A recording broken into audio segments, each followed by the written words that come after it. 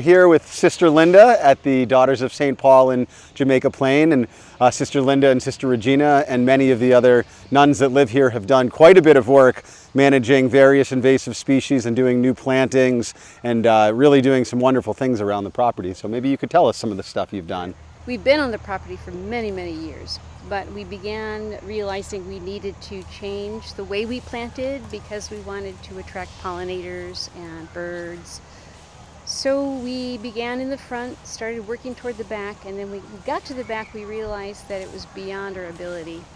It's just beyond our ability to take care of the number of invasive species that have been slowly taking over the property. And it concerned us because it's creating a monoculture, really. So that's when we called you to help us, and we're so happy we did, because I don't know, we've tried to contact other companies and basically got no response. Wow. So the fact that you responded and that you weren't afraid when you saw the condition of the property was a boon to us, because we're really concerned with making sure that we steward well the little bit of earth that has been entrusted to our care. What it really comes down to is you have dozens of acres and only a few people, so there is only so much you can do. So that's where we were really happy to be able to come in with our full team today. We brought 8 crew members today. I think we'll have 8 or 9 tomorrow, and we won't solve all the problems, but we'll make significant headway towards at least making it manageable into the future. It's the first battle in a very long war, but at least we're fighting.